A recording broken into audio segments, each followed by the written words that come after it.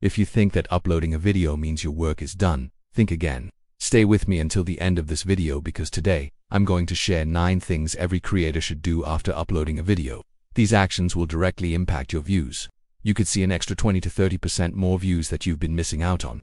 Let's start with point number 1, pin a comment.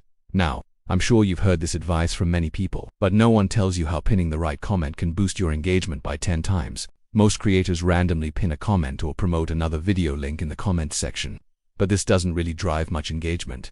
Let's look at 2 of my videos as an example. One has 2.8 million views and the other has 82k views. On both videos, I pinned a comment on the first day, which you can see. Now, you might think that the pinned comment on the video with 2.8 million views must have gotten more engagement than the second one, right? But that's not the case.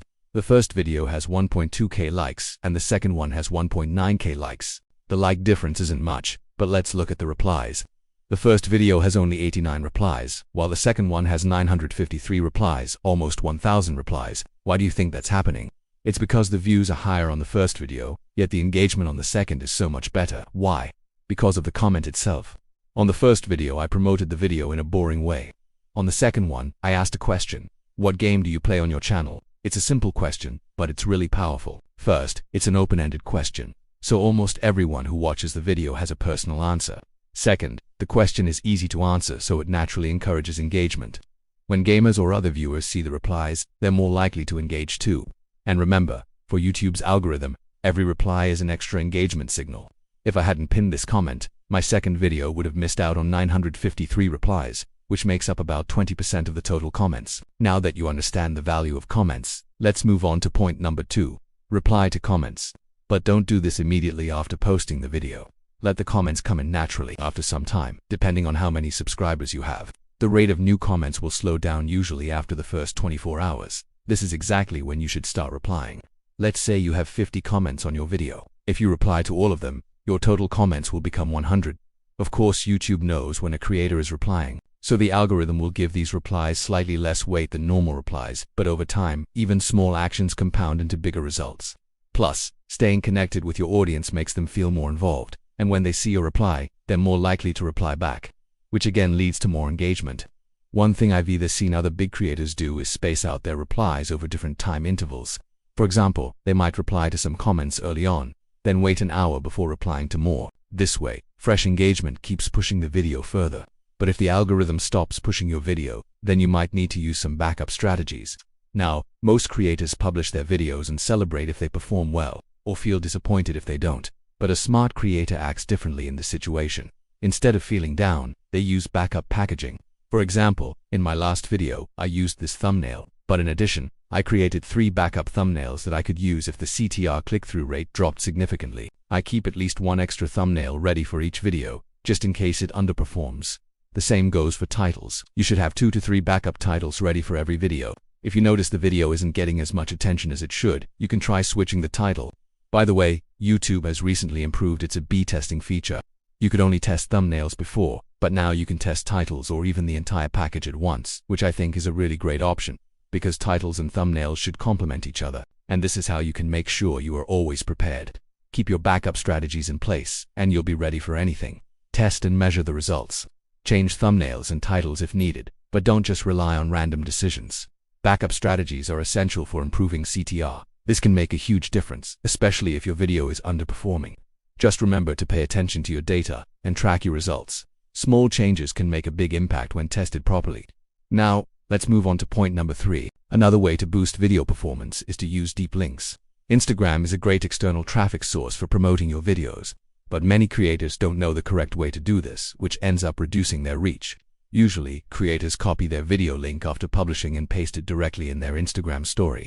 But if someone clicks that link, the video won't open in the YouTube app. It will open in an inbuilt browser. This means that viewers who want to like, comment, or subscribe will first have to sign in, and let's be honest, most viewers won't bother. That's why you should use deep links. Websites like OpenIn-App, App Opener, or Lincoln allow you to convert your YouTube link into a deep link. Simply paste the copied link, and these websites will instantly convert it to a deep link. You can then share it on Instagram, Facebook, or any other platform. When someone clicks on it, the video will open directly in the YouTube app, making it easier for them to interact with your content. Many of these websites also let you track your links so you can see how many people clicked on them. Apart from promoting on Instagram, you can also promote your video on YouTube using the Community tab. However, most creators make the mistake of posting a boring, plain link right after the video is published. This doesn't lead to many views, and it reduces the reach of the Community tab. Instead, you should follow the example of creators like Drew Vraithia. He posted 2 images with context about an important event, then included a link to his video in a way that piques curiosity. By using images to hook viewers and text to build curiosity, he gives them an actual reason to click on the video. You can do the same by creating a post that makes viewers curious, then link the video. Also, you can create some hype before your video is published, just like I do on my channel. Let your audience know when the video is coming and post an image related to the video. You can even use AI tools to generate these images if you need. After all these steps, make sure to add your video to a relevant playlist. Many creators fail to mention this, but playlists are a fantastic feature for organizing videos on different topics. For example, this is my editing playlist with 5 videos. Many viewers will discover your videos through the playlist rather than individual videos. Since all the videos in this playlist are related to editing, viewers are more likely to watch multiple videos or complete the playlists. This signals to YouTube that the videos are connected, and in the future it's more likely to suggest your editing-related videos. Lastly, when you reach 1 million subscribers, make sure to subscribe to the channel. And let's talk about point number 7, missed end screens.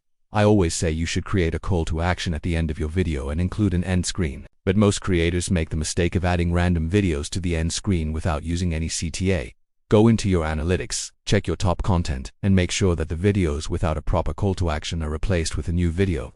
Also, don't forget to check your video description and make sure all relevant links are included. It's a small thing, but missing out on a link can negatively affect the viewer's experience.